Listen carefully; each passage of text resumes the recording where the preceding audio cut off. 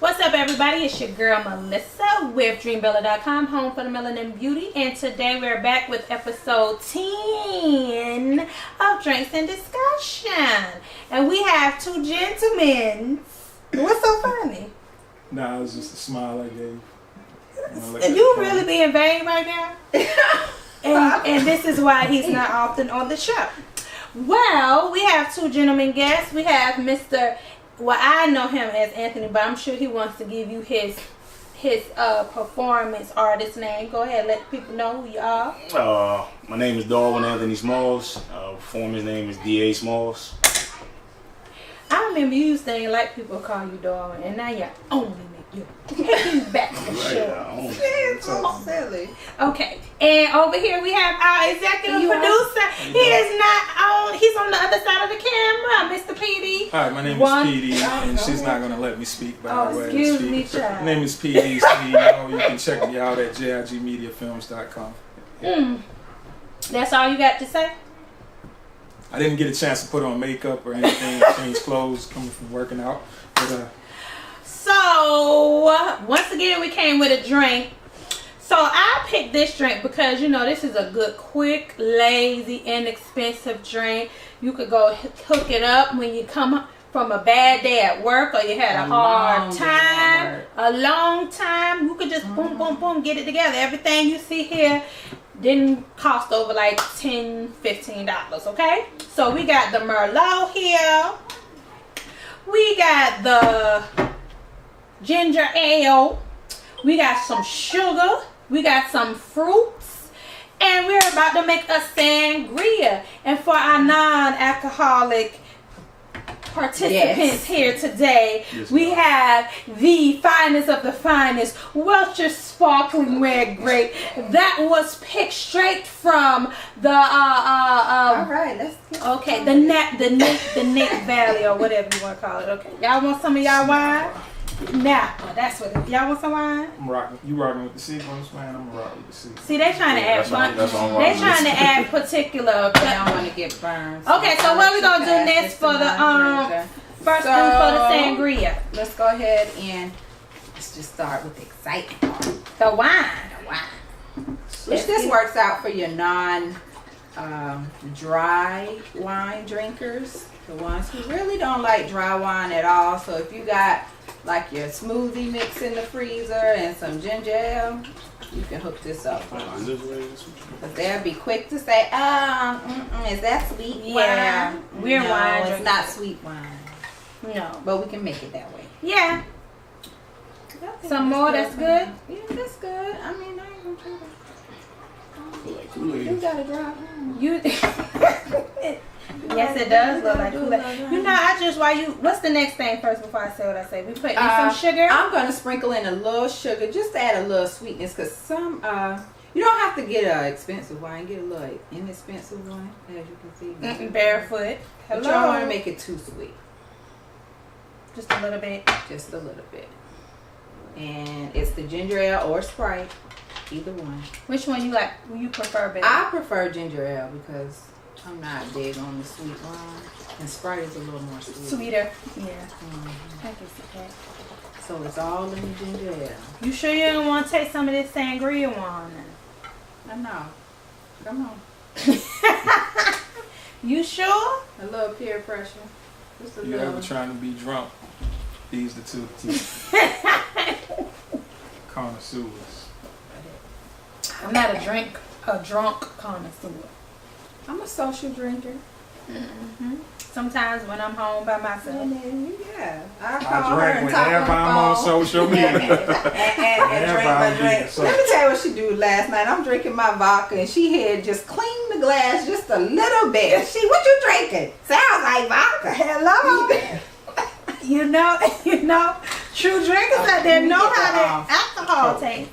So now we got the fruits. So it could be fresh fruits, right? Or it could be frozen I like fruit. to, because I'm not always good at eyeballing, but let's taste it. Hurry up and drink that in your glass. Oh, okay. So you can taste a little bit. This will let you know if you need to add a little bit more wine or a little bit more ginger ale. We got a breathalyzer on So the you table, don't want just in to Don't drink and drive. I mean, that's good for me. I don't know about nobody else. A little more wine? Mm-hmm. Just a little. I ain't need no more. I don't need That's no more not sweetness. like- No, you don't need no. It's not. Sorry. You said what you said? It's not I don't like need a no whole more cup. of It's not. That was in my whole cup. I'll take that. Okay, there you go. That on, shall wait. Thank you. All right, and this you just kind of dump in there. Dump the fruit. Yeah, you just So what we have here is pineapple, strawberry. We have peaches and mango. Cool. So put some fruit in your glass. But you can put like other fruits in it. Like you could put some berries, some raspberries, some blueberries. You know, whatever you choose. And what's this called again? Sangria. Sangria. It's just So a red wine homemade sangria. Yeah, red wine homemade sangria. They do have white wine sangria. Yeah, I've never tried it. Is it better if it's soaked at night, like you know? Ooh, for the fruit. I never really soaked the- my fruit in it overnight, but I'm pretty sure it is For the good. fruit I've is done good. that with like vodka soaking my fruit. But I'm not fine. I might have to try that. Gotta have. Wanda, let you know what it tastes like. We'll try it and invite Wanda. So if y'all can see, I'm about to just drink this up.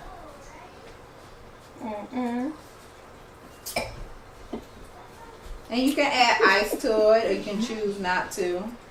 I don't think I need no ice with that fruit. You know, Old Charlie's make a good sangria. They suck on the food, but that sangria. How's that ginger ale, man? Ginger Oh, ale this is good. This Came is straight from on Seagram's, air, you know what I'm honey. saying? Better than one. Yeah, it's real ginger. in it. This is good, y'all. Okay, It's good. That hit the spot.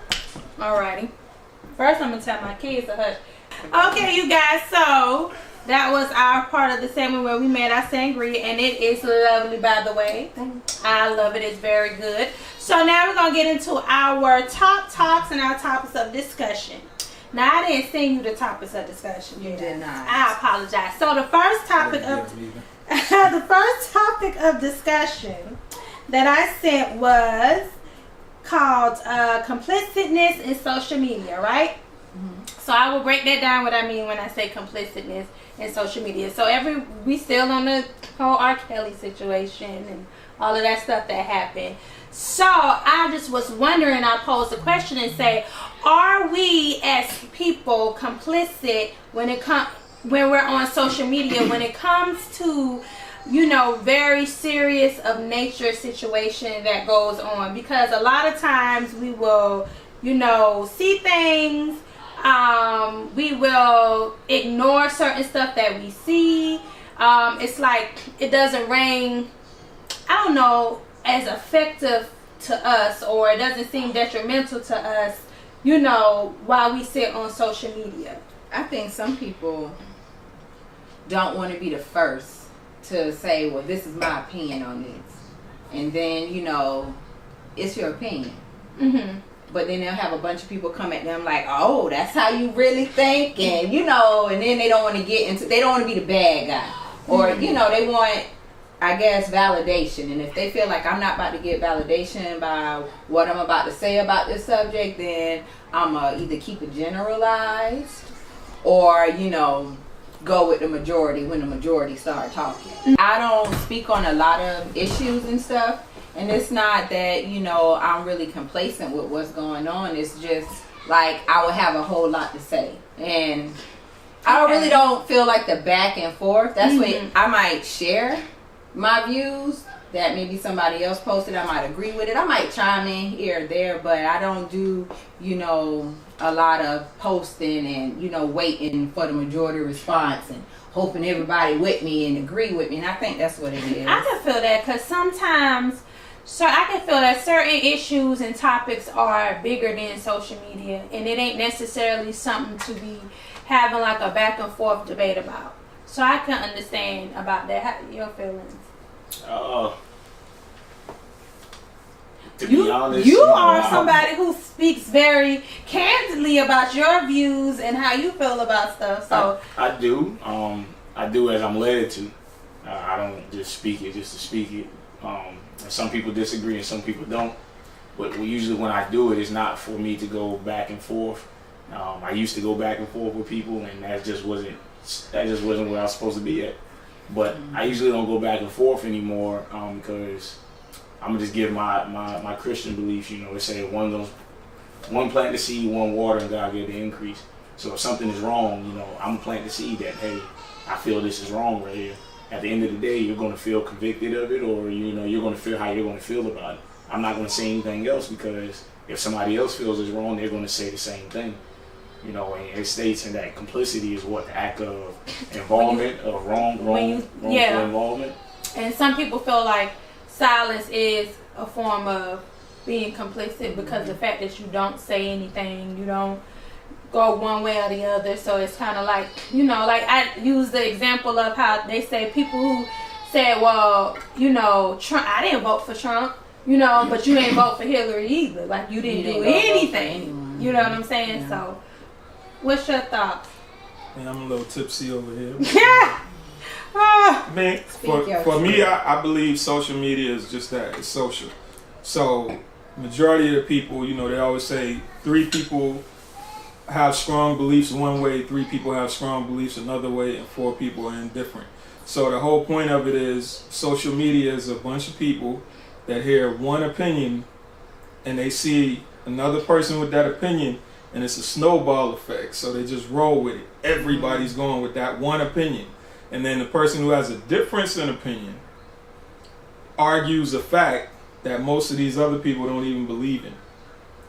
See, they just said it because they seen it going down their timeline.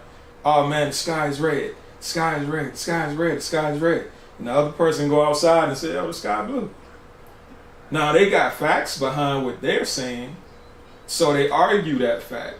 But these other people just going with the majority rule. That's social media. So do you feel like maybe we make social media too serious in nature for certain topics, and maybe we shouldn't touch on those issues and those topics, and we should keep it real social and no, I believe that surface. social media can be used for any platform, but I believe your platform has to understand what social media is. You know what I'm saying? Like, you have to understand that if you are truly about saving black lives, there's going to be a bunch of bigots that's against saving black lives. You're not talking to them. So when they come in and they start talking, you're not talking to them. See, that's the problem. We all start talking to them and forget about what we came on there for in the first place. Well then, okay, so let's look at the R. Kelly situation. So when the R. Kelly situation happened, and of course you got some people who like, you know, that was horrible, it was sick, you know, this is sad. And then you have people who come in and be like, well, this been happened, so why are we still like, why are we acting like it's a problem now? So you saying in that aspect, I shouldn't be talking to those people who say that? No, because those people don't even know why we're talking about it. Well, they don't know this. I don't even know why we bring Yeah, they don't know that there's a documentary out. They don't know that he's still doing this. They don't know anything. So why am I going to argue with a fool? You know, and sometimes we get mixed up in it. And if your intent is to talk to the people who follow this other person so that they might actually see the truth in what you're saying, cool, you write that message and you keep it moving. If your intent is to try to prove this person who don't know anything, don't want to know anything, you know what I'm saying? Like, you're wasting your time. I think I have problems with people on social media who make it personal. You know what I'm saying? Like, those people who don't know how to let go, and like, you know, I may not agree with what you, because trust and believe, I have a lot of people on my Facebook page who are supposed to be my friends on Facebook, who been saying all kind of stuff, and the girls, them girls knew what they was doing. You enslaved if you sit here and let them make you feel a certain way about locking the black man up for this, and oh, like, I'm so tired of hearing about this. He been doing this stuff, ain't nobody said nothing. Like, so I've had people on my friends on my people on my friends list talk this way, even people I know. You know what I'm saying? I guarantee state this stuff, but it's like, I don't necessarily take it to heart what they say, you know what I'm saying? And I'm not gonna take it personal to the point where it's like, you know, we beefing. Now, I don't take nothing away from nobody, because if you feel passionate, be like, listen, like, I don't F with no, you know, pedophile. So if you sitting here condoning this man, I don't F with you, like, that's your right to, you know what I'm saying, cut off whoever you want to cut off if you feel passionately about that. But I'm not that type of person, you know what I'm saying? Because, you know, just like you said, you will see people who will have an opinion 1 minute for the same topic and they'll change it the next day. So I don't take it personal. Posting stuff like that, like, you know, I don't know why we're even talking about this. Why y'all outraged now? Oh, you're fake if you outraged now. And then you're sharing a post from an article that says some woman was at his concert saying, ooh, take me hostage. And now you saying, what kind of society do we live in? Like, but just a minute ago, you wondering why people are outraged. And like, it's a person, it's somebody on that timeline, a female and a male, who was molested or sexually assaulted, who is taking the side of R. Kelly. Guaranteed. That was taking what? Who's taking the side of R. Kelly? The same way there's people on Obamacare who were saying, I hate Obama and down with Obamacare. Until they realized it was the Affordable Care Act and Obamacare was the nickname. You know what I'm saying? The whole point is people going to go against their interests at all times if it's popular opinion, so that they don't get shunned, so that they're not looking like they're the uncool person. People are always going to do that. I don't know. I feel like a lot of this too is black people don't want to have to fathom of putting the not feeling guilty, putting the R. Kelly CD in their car. That's that too. Like they just, people don't like to give up their luxury. Their wants. And people who was touching little girls and touching little boys who don't want that guilt to come on them, because it's never about the person who's going through it. It's about the next person. So you know what I'm saying? You're gonna have people be quiet. They're gonna be quiet. I ain't gonna say nothing. People who normally speaking up socially, they ain't gonna say nothing. And then you wonder why they ain't saying nothing.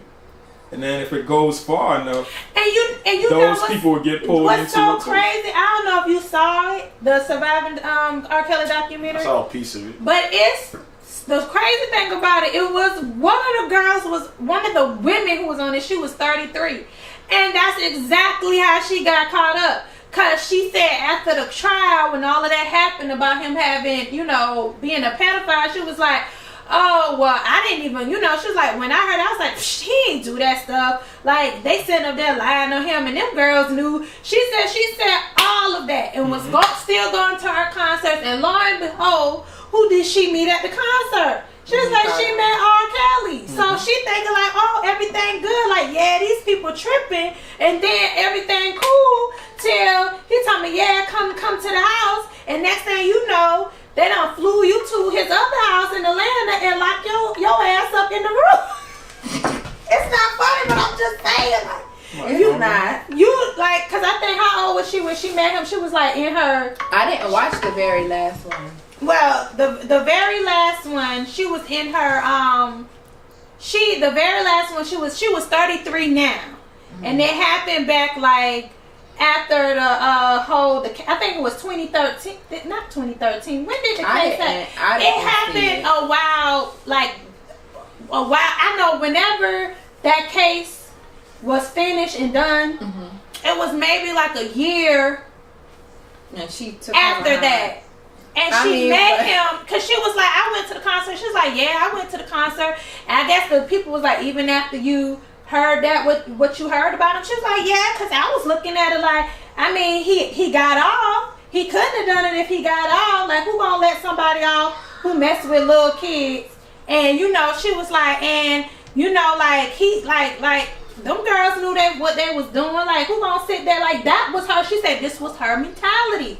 Yeah. So she was like, she met him and she like, ooh, this is R. Kelly. That's why there's a thing called starstruck too. People get starstruck. Well, that's what they said he used. They said he used his status to get people vulnerable and to manipulate and drag people in. So lo and behold, you going to this like you like, oh, that's my man. She was like, I'm thinking that's my boyfriend, and he flying me to every show. And she was like, and then one show, you know what I'm saying? He was like, oh yeah, you need to get your bag. And she was like, well, I'm getting my bag. I'm about to go back to my room because I'm getting ready to go home. And they was like, oh, you're not going home. You're going to R. Kelly house. She was like, she wasn't asked. She was just told, this is what you about to do. Are you going to be left?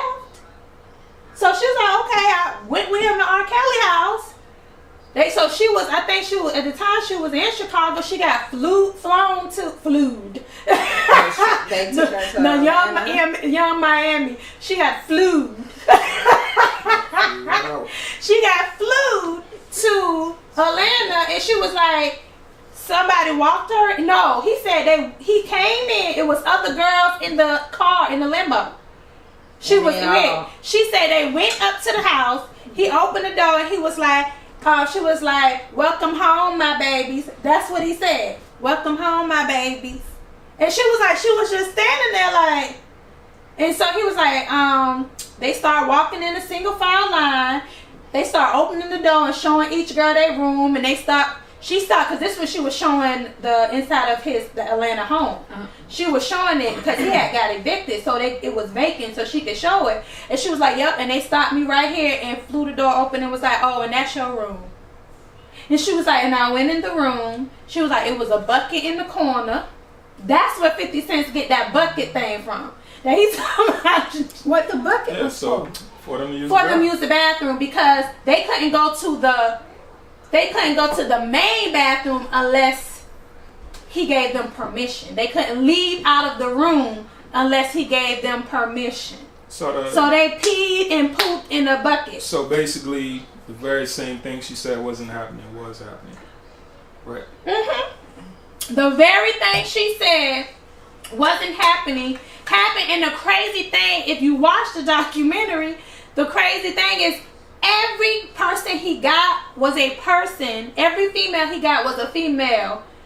Like after the trial, every woman he got after that trial was a woman who was at the trial outside, like picketing, not guilty. R. Kelly not guilty. He picked those girls up. Yeah. He got one girl because he told her. He said the girl said she forgot he even remembered her. And he called one day and was like, yeah, you just such and such. And she was like, yeah. She was like, yeah, I remember you. He was like, I just want to call you and thank you for being one of my biggest supporters out there with me, picketing during this trial.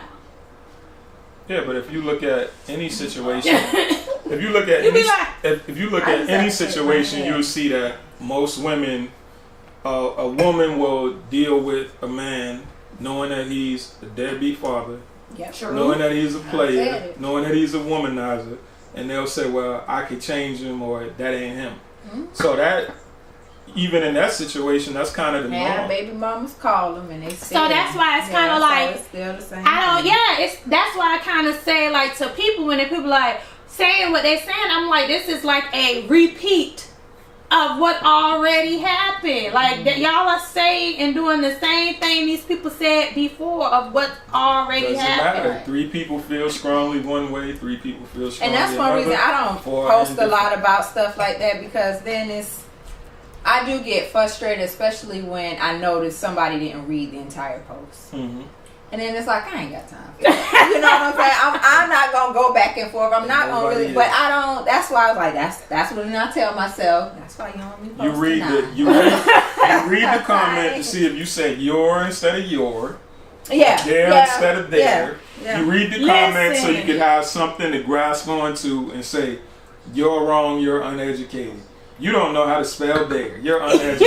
I'm not even mistaken. I hate that. It is, excuse me, announcement. It's year, not years. Who cares? Yeah, that's why they say two fools arguing from afar. You can't tell which one is the fool. Who cares if it's years? Like, that's the way. Like that's okay. It's year.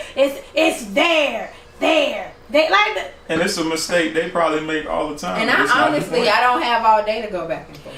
Like I'm at work, I got kids, I gotta cook, I ain't got time to be typing back and forth with you. I got all the time. I said, she'll come on there and we go. talked about it earlier. I said what I would say to one of those people is, what would you do? You know what I'm saying? And when I go back and forth with people online, what do you want us to do? When I go back and forth with people online, I ask them simple questions. Because when you ask a simple question, they have to think about what they're going to say. See, if I give you a long statement, you can read for it and look for there, to. But if I say, in this situation with R. Kelly, if I say, what do you want us to do? Yeah, that's now what I want to know. You got to sit there and you got to think about it. Because either you're going to say, I condone what he's doing, or you don't. So now you got to think about it. Before, somebody just started running and you started running. You know what I'm saying? Like, what's his name? Cedric the Entertainer. Get Lisa in. You know what I'm saying? Like, so you just seen a group of people running, you started running with them. Now we done stopped you, we done isolated you. We done said, why you running? You don't have a reason. You have no idea why those people started running. You just started running with them. See, you don't know why you're going with this opinion. You don't believe in that. You know what I'm saying? You just seen that as the popular opinion. So now that I done stopped you and asked you that one simple question, now you have to think about it. If I got daughters, a mama, aunts, grandma, anybody who I care about. Oh Lord, here you go R. again. Kelly is a distraction. Listen. But that's a prime example. So she looking through her phone and she see R. Kelly's a distraction. What did I post the other day? So I post something on my Facebook and I said, this is typically how a Facebook conversation goes. It's either somebody let's use R. Kelly. R. Kelly is horrible. Then it's somebody come in, that man been doing that, y'all ain't had a problem. Then it's, it's the system, and y'all letting a white man bring somebody down. Then it's the, what about the black man? Then it's a distraction. Then it's like the same conversation over and over again. And I had to say that because I was it's like, about every issue. You yeah, can get that no matter what issue. The hurricane is a distraction. The hurricane is a distraction. And they all coexist.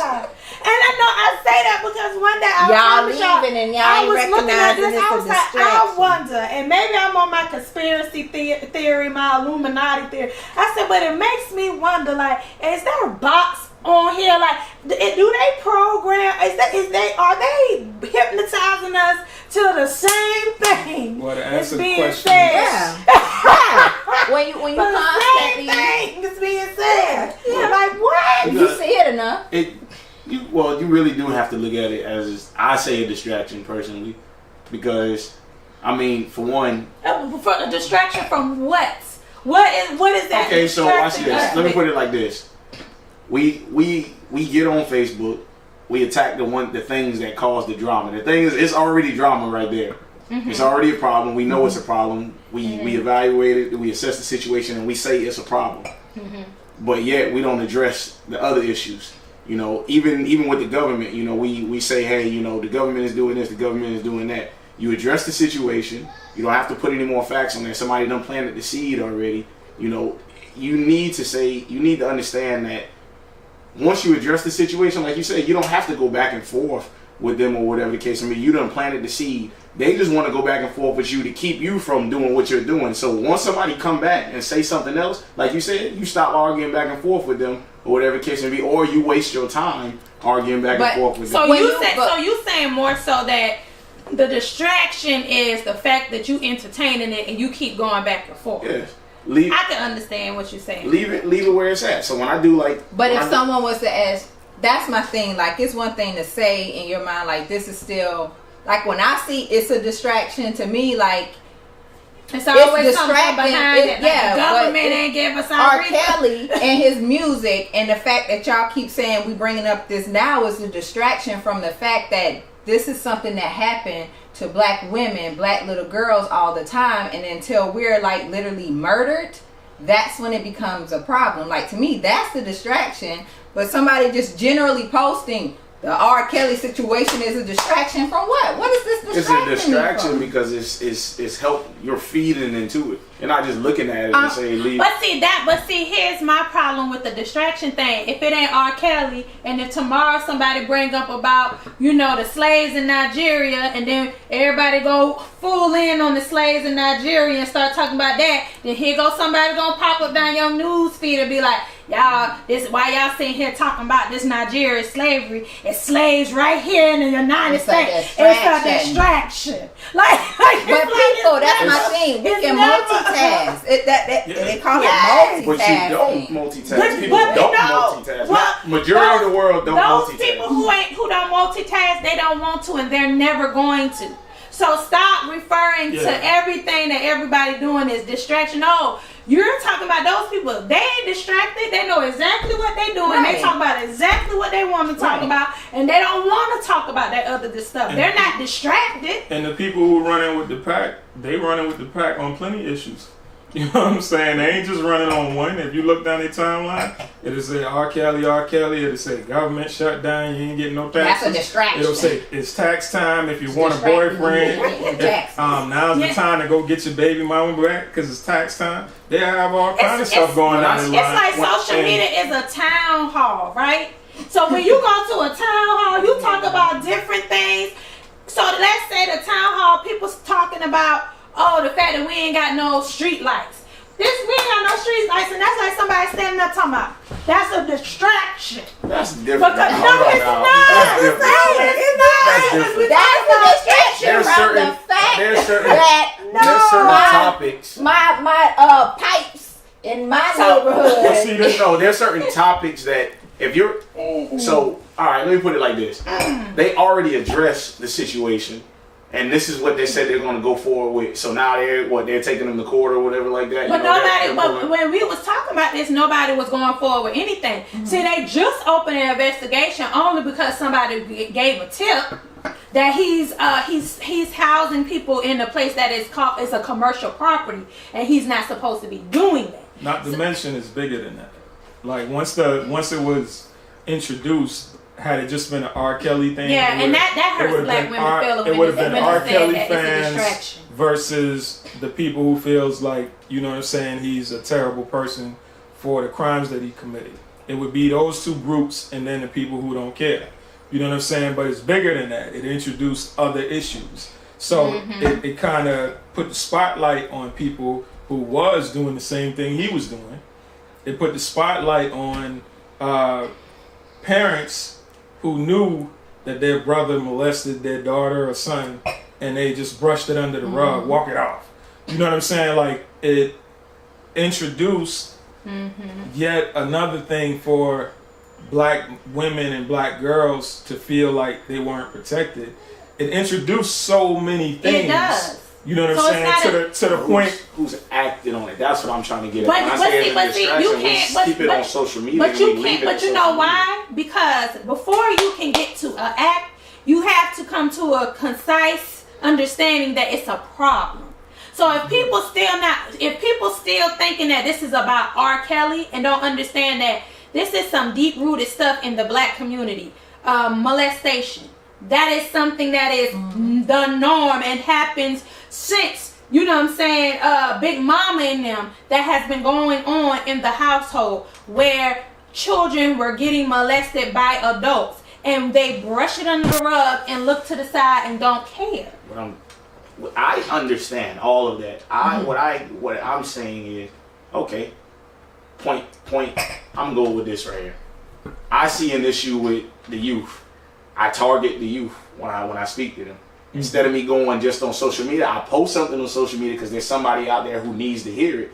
But at the end of the day, I get out there. Somebody could say this is a distraction. Because while you're speaking about the youth, then you got this over here going on. That's a distraction. And when I say a distraction, I don't mean necessarily like this particular situation is a distraction from this. Is a distraction for the people who just keep it on social media and don't do anything about it. It's a distraction to them because all they're looking for is drama to talk about. So it's something to give them throughout the day instead of and that's the misconception, and that's why they said it's called multitasking, because just because you can't see me, you don't see nothing. You don't know what I'm doing behind my screen. I could be right here looking up. They're not seeing you off camera, off yeah. You know, so I could be doing stuff. I could be stomping the pavement, working with group homes with black girls, and talking to kids or finding out what to do about little girls being molested. But I can also comment on here when I see somebody saying something like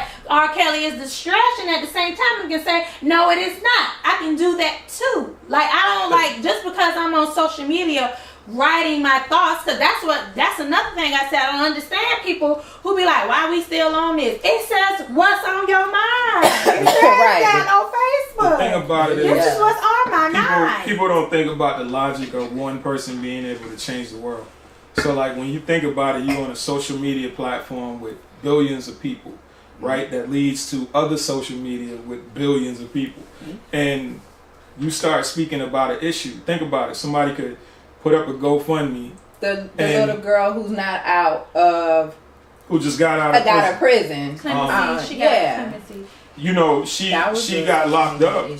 You know what I'm saying? That was an issue. Had she just gotten locked up and her family was like, oh my God, trying to get on the news, it wouldn't have really mattered if she was on the local news. But it was on social media. And then people on social media kept pushing it.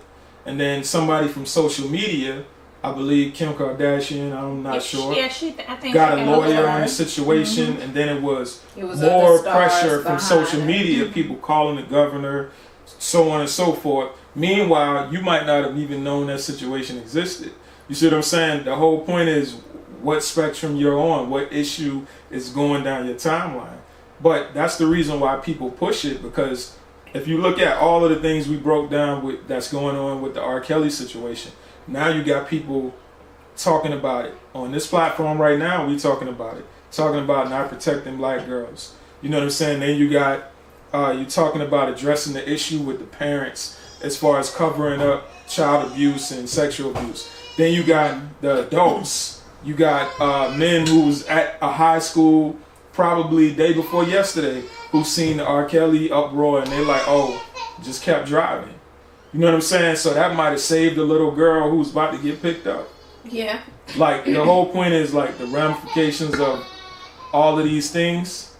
You don't necessarily see it all the time, but it makes sense in the end. Somebody's doing something. And I would say on the aspect of, because I've done this before, when you say it's no need of going back and forth, if it gets to a place where it's volatile or if it's too much energy for you, yes, don't do it. But sometimes when people effectively go back and forth, meaning they don't get angry and get emotional with it helps people, because sometimes I'll go ask that question. I'll go on somebody's post and I'll read it and I'll be like, if I see somebody who may say something ignorant, then I see somebody respond who looks like they saying something that's very sound. You know what I'm saying? I'm reading it back and forth and I'm like, I never looked at it from that perspective. I never saw that. I never thought about that. And it makes me go, now research or read up on what this person said, had I not seen their dialogue going back and forth. So sometimes things is a debate type of, setting where it allows people to have dialogue and speak on things that other people may not have thought of, or other people may be too afraid to say that someone else is. That's to me when it's effective. I definitely agree with that, because there's been times where people would say stuff and I would read it too and I'd be like, okay, well, I never looked at it like that. And I just, I got a better clarity, I got a better understanding. Like I said, my whole thing is, I understand exactly what y'all saying. And my whole thing now is just not even just them, not even just the dialogue and the knowledge and understanding. Now it's just the people who respond to the ignorance constantly going back and forth. Just like you said, a hostile debate. Right. Then that's when it becomes. That used to be me. Right. And sometimes maybe that's what it needs to be said. What needs to be said is like, however you feel about whatever situation passionately, then act on it to change it. Like, Yeah. you know, post a question. You like, this is why I feel this way. How do y'all feel I can go about making a change about this? You know, I don't feel like people should downplay with the, you know, this is a distraction. And to me, that's like kind of downplaying someone's feelings. Right. You know, like, you know, we're past that. White people say that all the time. We past that slavery stuff. We past that racist stuff. Yeah, we talking about past the that. Holocaust, then is the issue, and that's yeah, definitely, and that's a social media thing. That's the reason why, you know, children shouldn't really be on social media until they understand the rules of warfare. When some adults don't need to be on and the there. same thing with adults. That's the point. Like, you know, so when you put it on the level, say children shouldn't be on it. If they don't understand the rules, then you definitely know adults. I will co-sign and say that social media used to have me caught the hell up. Okay, I'd be angry as hell. I'd be up from 7 in the morning. Lost a whole day arguing with me like I did something. Bloop, bloop, bloop, bloop. Girl, be there. This bitch gonna say this, bitch. Yeah, and I can't do that. I can't. So I was caught up. And then I got to the point on social media that when I talked to people, I was like, okay, don't get so caught up. So then it was like, it got to the point where now, because that person done divert me, you know, now I'm like, well, losing your own message. Yeah, I'm losing my message because now I'm trying to see who can jab the best punch now. Punchline, bitch. You know what I'm saying? So you lose your message then because it's like, okay, bitch, that might have been fun to call her spaghetti head if that's the case, but where's your message? And then I had to get to a point where I was like, when and that's when the distraction come in. Like you done got distracted. Yeah, you ain't even making sense. But argue online. And then that person deleted all their comments, so it looked like you just been arguing with yourself. And it serves no purpose because the conversation don't even exist no more. And I'd be like there by myself. But then I had to realize and come to a point. But see, that's that ego. That's when you have to rid that ego, because that's when you're making, you know, and I can distinguish that now from when I say stuff on social media now, because then I said things from a righteous place. Like I felt like this is right. You were trying to convince this. Yeah, this is right, and I'm gonna tell y'all this is right, and I'm gonna show y'all this is right. See, this is right, and I'm gonna prove my point. And that's the place I came from on social media. Whereas now I come from a place where it's like, it's not about what's right. It's like, well, here's how I feel. You know what I'm saying? And I'm gonna tell you how I feel. And if you don't agree with it, oh, bitch, you know, like the woman cussed me out, called me a bitch, stupid ass bitch, and everything. Did a post on her, tried to block me now. She saw my post about Bill Cosby. She went, screenshot my post, tried to block me, and then posted it up and said, y'all see this stupid ass bitch right here? This dumb ass bitch right here? I don't got time for fuck ass bitches like this. I'm canceling all you bitches if you say shit like this. So everybody on there, right on, that's right. Bitch, yes, who is that stupid hoe? So I came on there because I guess she blocked me in time. She deleted me, but she ain't blocked me in time. So I was like, well, Lord, child, I said, well, I wish you would have told me how you felt versus stealing my status and then coming here calling me a dumbass hoe. I said, it's just like that. And she said, she inboxed me. She said, oh, I thought I had to block you already. Like that makes it better. So the post can stay. I was like, you know, and she was upset and she was mad because, you know, she was like, throw our Bill Cosby away, and I just made a statement. I was like, well, I'm not throwing people away because, which is going to lead me to my next topic, probably our final topic. I was like, I'm not going to throw people away because people got demons or people did things. Like, I don't sit in the place, like, even with R. Kelly, I don't sit in the position to demonize or tell or judge somebody to say what this, that, and the third, and, you know, convict them of their sins. Like, that's not my place. You know what I'm saying? Because I don't know what my life is in store. I know my past very well, and I don't think I'm angelic an angelic person in my past. And what people fail to realize is wrongs are wrongs. Ain't no such thing as a good wrong, and that ain't that bad. And that's that bad. You know what I'm saying? Because where you may look and perceive something as, I don't really think, that's that bad. Somebody might look at that and like, that's horrible. And who are you to say that, right. No, what I did ain't that bad? No, that's up to public opinion of what people feel. So because I know that, like, I'm not going to throw people away. Well, I hope that they get help. Well, I hope that they can forgive themselves. Well, I hope that for some way God show them mercy and let them see the error of their ways. I most certainly do. You know what I'm saying? And I wish the best for them. But, am I kumbayaing with you either? Right. No. But I don't sit in that position. And then it brings in the topic of about people, how, like, can we ever, live beyond our past? Because I see so many celebrities, like Kevin Hart, for instance, like he still, we still talking about some tweet. Apologize. Yeah, he apologized for the third time. Again. To Don Lemon with his coon self. That's a whole nother topic. But he apologized again for it, and it's like, well, how many, like, and then what?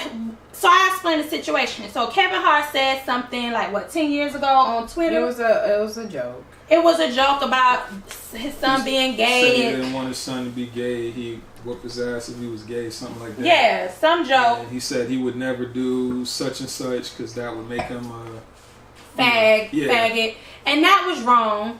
And I guess, he apologized, but maybe he apologized for the tweet. But, at that time, maybe nobody knew. Okay, cool. So when he tried to do the Oscars, somebody pulled up the tweet and said, he shouldn't, so the Oscars was like, well, you got to apologize if you want to do this. And he said, well, I apologize for doing this because he said somebody brought it up before and he apologized. But he said, but you know what? I apologize again. And I saw him on Instagram. He was like, I apologize. I didn't mean it. That was the past. That was ignorant of me, blah, blah, blah. I saw it on his Instagram. He apologized again. So then after that, I ain't hear no more about it. And then it kind of sizzles back up again. And then you have Don Lemon saying, oh, well, I just don't like, what he said, because he was mad at Ellen. Because Ellen brought him on the show. She did, and wanted him to do the Oscars. Because the Oscars didn't drop him. No, he backed out. He backed out. He chose to back out. He said he didn't want to do it again because he was like, for all of this controversy, like, he just felt like it was already damaged. Like, even though I apologize, like, there's no good light going to be shed on this situation now. Like, it's kind of it's damaged good right now. So he came on Ellen to kind of clear the air because Ellen wanted him to do the show. And then Don Lemon gets mad and bashes Ellen like, oh, I don't like you, Ellen. You're supporting Kevin Hart. And he said, bash gay people. And, Kevin's like, I already apologized for it. And he had the nerve to say, well, you may apologize, but I didn't see it. Well, damn, how many times do I have to apologize? Like, if I have to apologize every time somebody come to me and be like, oh, like, imagine, like, let's say let's say I robbed a bank. You know what I'm saying? I apologize for it. I apologize to Your Honor, but I go to jail, serve my time, I get out. You know what I'm saying? Now I move, and I'm going to this. Now you can't get no and I'm getting to a new, not even getting to a new city. And now I meet some new people, and somebody pull up that, oh, she went to jail, she robbed, and it was like, oh, you robbing banks. I just don't feel right about this. I feel like you owe us an apology for what you did. You say, well, damn it, I already apologized, but I apologize again. But that's that's what it is. And then you go somewhere else, and then somebody say, well, I didn't hear that apology. And it's like, at what point in time are we going to allow people the room to grow, to learn from their mistakes, to be better, and let them live in where they grown to? Or how many are we going to keep holding them back to the past? The people as a whole are never going to do that. You know what I'm saying? People as a whole are never going to do that. And now we have access to more information than ever before. So before you could move to another city and your past could be the past in that city. Now you can't move to another city. Your arrest record is online. Your mugshot is online. you might have got caught stealing some milk so he your was baby old could fuck drink. nigga when he You know what I'm was saying? there. Like It's gonna fall. it's gonna always be there. The biggest thing is, as a person, you're gonna have to understand that you have to learn how to live despite your past. You know what I'm saying? If you a girl and you meet a dude and he'd be like, I don't want no girl who had over 10 dudes. And you'd be like, well, that's me. Have a nice day. You know what I'm saying? So like I feel you. You have to be able to live with your past.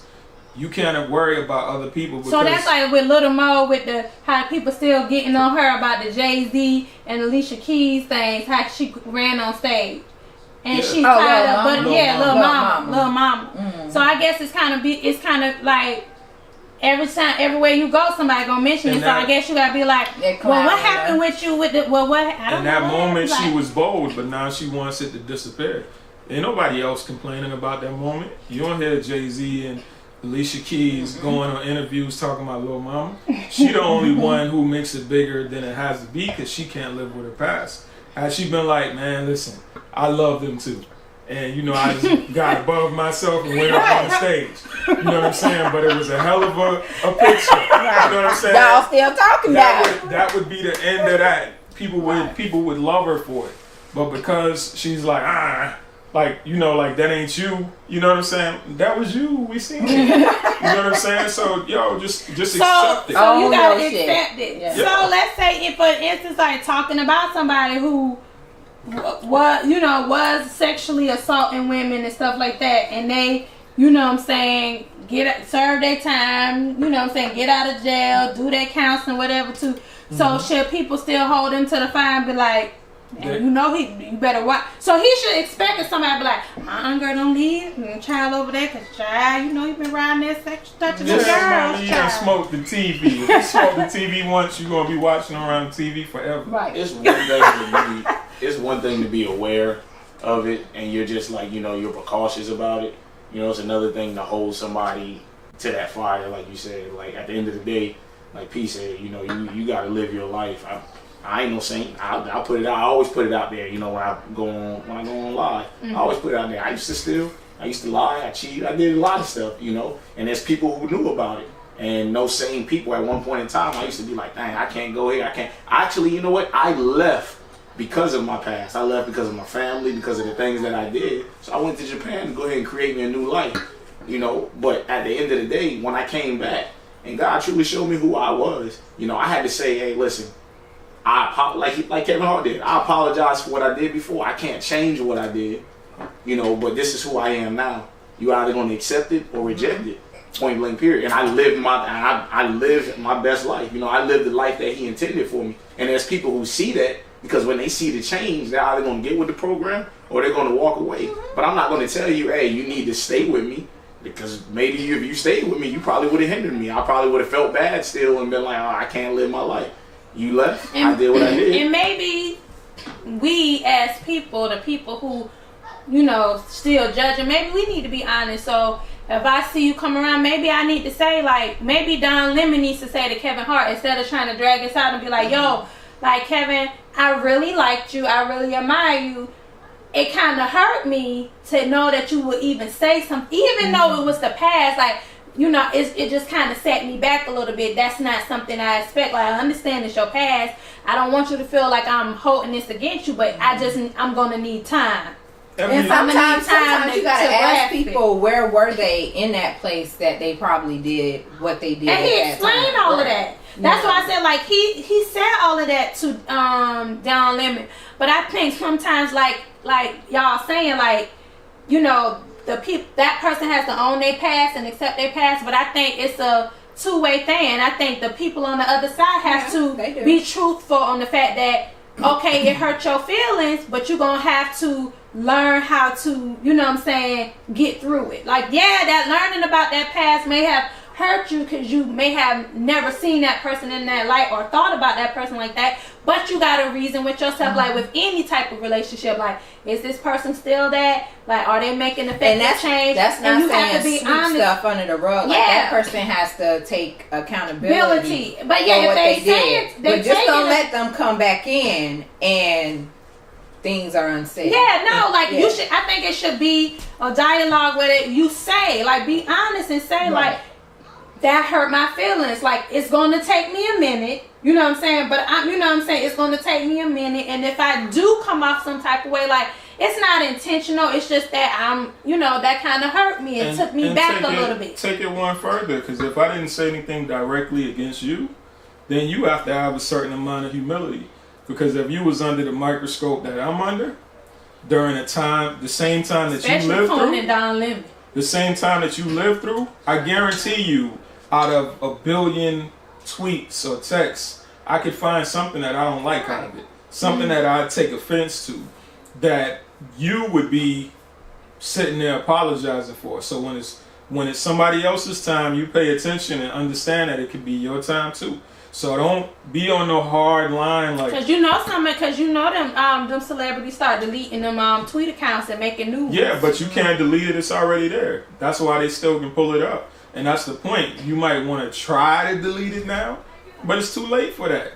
The whole point is, it's already there. It's already out there in the atmosphere. They already got it. And I know, and I'm sitting here right now thinking like, dang, wonder what I done wrote on Twitter. So when you sitting here saying, when you sitting there on a high horse with somebody else, and that goes back to the last conversation, a lot of people ain't gonna get on that high horse when they know they was wrong too. In some way, shape, or form, they played a part. Whether you was a parent, whether you was involved, whether you was, you know what I'm saying? So during that time, people used to say, "Oh, that's gay." We said it in school. We said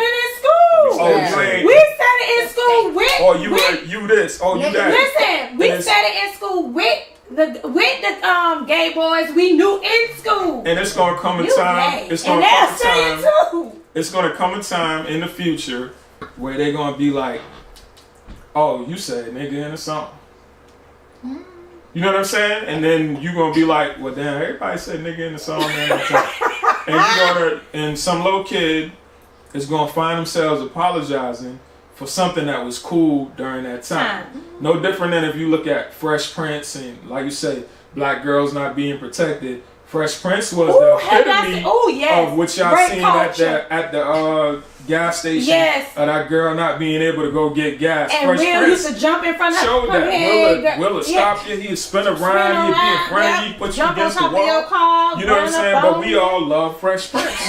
But now in this culture, that show wouldn't exist even with Uncle Phil. Because if y'all look at Fresh Prince, how he used to pick at Uncle Phil about being fat, that's fat shaming. That's fat shaming now. Like you can't do that. You can't do even Family Matters. That's fat shaming now. You can't fat shame picking that Urkel. Like you can't do that no more. That would have been bullying. Yeah. The whole point is the culture is so sensitive that anything you do can be offensive to somebody. That's why it's not. To me, that's why it's going to implode. On the news, they was talking about it's going to implode. Like they was talking about witches being offended by Trump for saying witch hunt. Yes. People who categorize themselves as witches. Witches on there they've been on there. I consider myself a witch. And that's why the people who survive be like, I said what I said. I said what I said. What else you gonna do? But that's why I feel like it's going to implode. Because it's too much. You know what I'm saying? Like it's too much like, oh, you can't say this, oh that's wrong, and it's gonna pop and it's going to implode. Yeah. It's going to implode because it's going to come a generation or our generation, their generation, somebody's generation gonna finally say, I don't give a fuck. I don't give a fuck. And that's what's going to end up happening. The I don't give a fuck generation. I don't give a fuck. To be honest with you, and I'm gonna say it's blunt. You know, like at this point, at the point that I'm at now, you know, I'm going to say what I'm going to say regardless. It's not for me saying I'm going to offend you. I'm not trying to offend you or anything like that. Mm-hmm. But if you're going to take offense to everything, then I have to look at it like, hey, I need to say what I'm going to say. You're going to pull from it what you're going to pull from it regardless. And you're going to take it how you're going to take it. Yeah. Now, if you have an issue with it and you want to confront me, why show me whatever you want to do. I'm going to say, hey, this is what I said right here. This is how I felt about it. We either going to have a conversation about it, or we just gonna walk away and leave it as it is. And I feel like the tone what he's talking about. That's what's starting to happen. Like, and that's all people you like, can I don't say care. is I didn't intend to offend you, but that's my view. I read so now you want me to change my view on it. And honestly, that's what. That's what Kevin Hart. That's what Kevin Hart ended up saying. You want people to be fake about it, but I'm gonna be frank. I'm gonna be real. I have 5 boys. 4 are biologically mine. No, I don't want my son to be gay. I don't want anything for my kids that will make their lives harder than what it has to be as black men. So no, I don't want it. I don't want it. So let's be real about it. Yeah. So I'm not gonna be fake. I had the guy Lamar who is a friend on my Facebook page. He's gay. When he said that, he came on and he said, he wrote a post. He said, he was like, let's be real. Like, I'm gay and I don't necessarily want my son, my black son to be gay. I want my, and I think my it was kids because to, of that, because I don't want to have to see him go through what I feel like I go through. So if you always want better for your kids. Yeah. But take it even further, like, you know, the group that he offended is one of the most offensive groups out there. They always talking about somebody. Call women fish. Always speaking fish. The very thing that, and think about it. Gotta be fish. We didn't start saying that. I think don't about like it. the fact that You y'all didn't call us even fish because I don't smell like you no didn't fish. even claim your own category at first. You decided I'm going to be this, which is woman. So then, what does the people who categorize themselves as women? What are they now? We are women too. You see what I'm saying? Like, the whole point is you made a decision that what you feel is the only thing that matters. You didn't think about, is it offensive for you to say, I'm now a part of this group? But here, from what I've experienced, it ain't even that from the black gay guys that I experience who consider themselves more feminine or, you know, more womanly, whatever. But it was more so, and I didn't take offense to it, but I could see if I wanted to right now to prove a point, I could, because they used to come at us like they were women and we were fish. Remember they used to call us that? Yeah. Fish. But that's y'all fish. But that's the point that I'm making. And they used to say stuff. I'm more woman than you. I can get your man. And those things could be very offensive to women. That's the exact point that I'm making. That's no different than Trump coming down the escalator saying Mexicans are rapists. You know what I'm saying? Like, when you come out the gate offending the very group that you claim you want to be. Okay, I see what you're saying. And now anybody say any word against you, you don't get to be normal. See, if you talk about a fat person, they pretty much gotta take it. They can joke back, but they gotta take it. You talk about a black person, they can joke back, but pretty much they gotta take it. A white person, all these different groups. You joke about one particular group, now all of a sudden it's marches, it's an uproar, it's crazy. That's not real. That's not real. If you want to be considered normal, you have to live in this normal world, which means that people are going to make fun of you. People make fun of people who are impaired.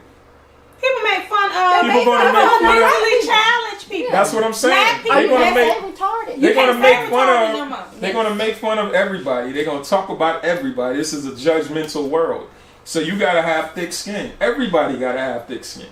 And if you want to be on this planet, you have to understand that some people are going to offend you at times. Some people are going to make jokes about you. Why? Because you exist on this planet. Mm-hmm. Child, I used to get picked at all the time because my hair was napping, my pigtails. So it's not. For me, I don't think I ever been like a homophobic person, like just against people who decided to be what they wanted to be. I always felt it was none of my business.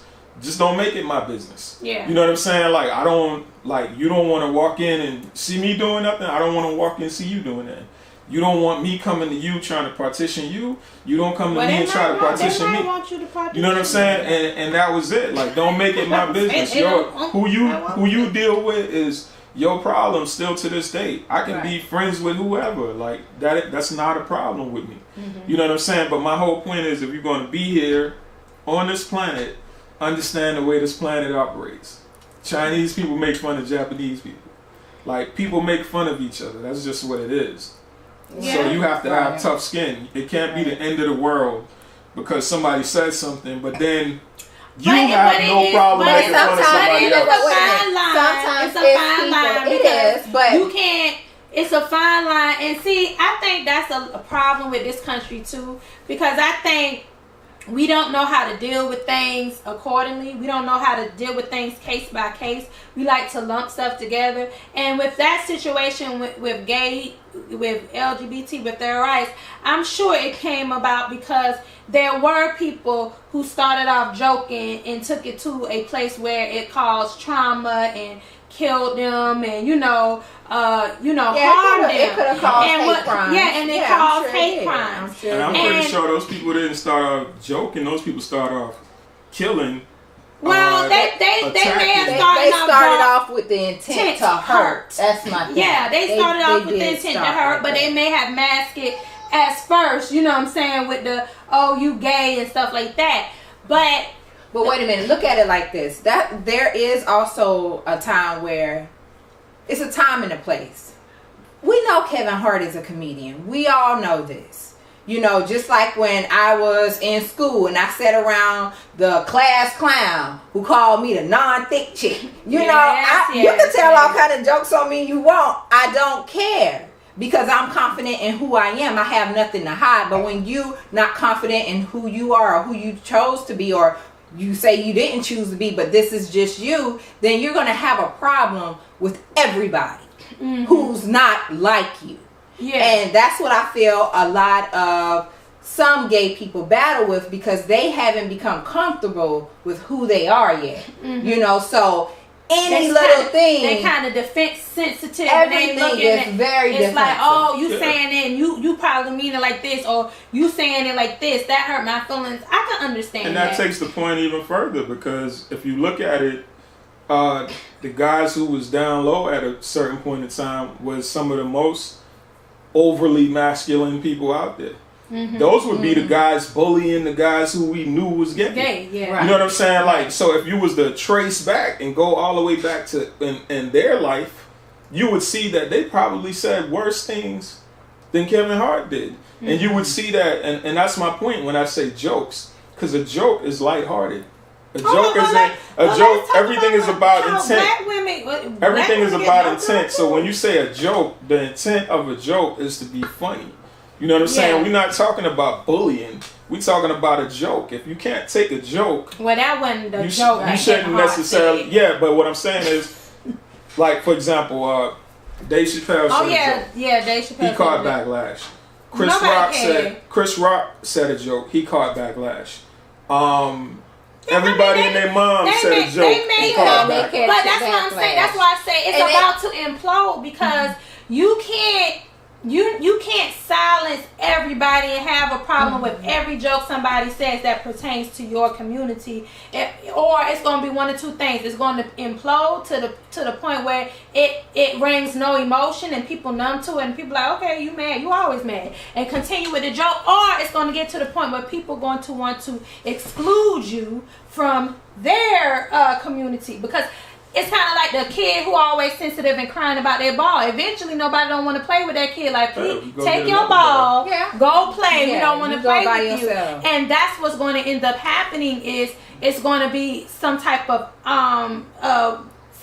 way they're going to get ostracized, because it's like, well, you know what? We ain't going to talk about y'all. We ain't going to fool up with y'all. We better leave you alone, because we don't know what triggers y'all to feel a certain way. There is a point where you do get to where it's picking. It's not like all Kevin Hart jokes are about gay people. Yeah, then that's on a different level. When it's like, why are you always targeting gay people? You know, that's not what he does.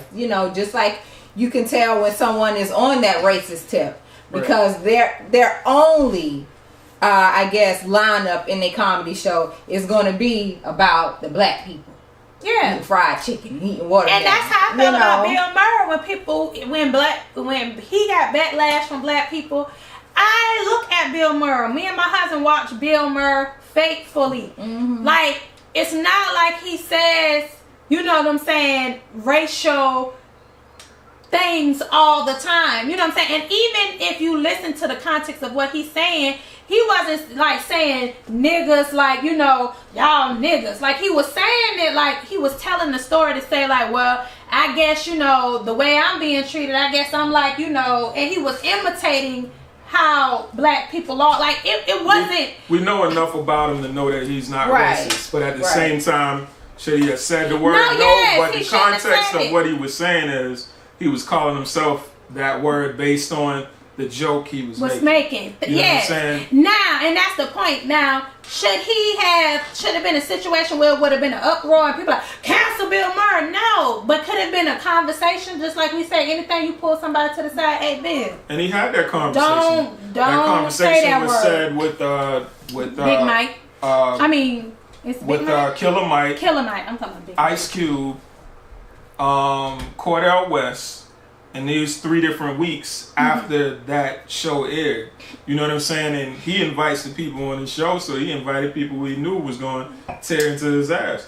But that's just the point. When you not that, you can prove it. Right. Yeah. You know what I'm saying? Yeah. And that's going back to saying if you confident in who you are, right, you don't have a problem, and you don't have. And he apologized. You don't have a. If you confident in your who you are, you don't. I've had 3 black people at my house. Yeah. Like, yeah, that doesn't prove it. You know what I'm saying? Yeah. Nigga. I mean, and let's be real. We deal with it in everyday life. We had the waiter who, oh, y'all black women are so beautiful. I mean, I can't tell your ages. They say black don't crack. Can I say that? You know that? Because you know why you have to ask that? Because people take offense to that. Right. He's talking about black don't crack. Hell yeah, black don't crack. Yes, honey. But you know, like, you just don't know, because like you said, everybody takes stuff offensive. Oh, that's racist. Right. Oh, you know. And it's unfortunate because you can't tell people how they should feel about whatever topic. That's, you know. But I feel like that's like pastors nowadays too. I done seen so many pastors or anybody get attacked because they speak what we know is as the truth. You know, we say, we read the Bible and we say this is what the Bible says. These are the laws. These are the commands. These are the creeds. You know, these are the decrees. And when we say things or whatever, you know, somebody comes in there and be like, well, why are you saying this right here? You know, and then those same pastors be like, well, dang, he was offended by this.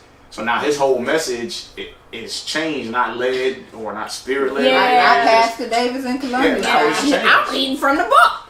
Yeah. You know, now it's changed. You know, either you're gonna stand for something or you're gonna fall for everything. Yeah. Point blank, period. But that's why I feel like what you said is the perfect thing. Like, listen, all I can do is be who I am.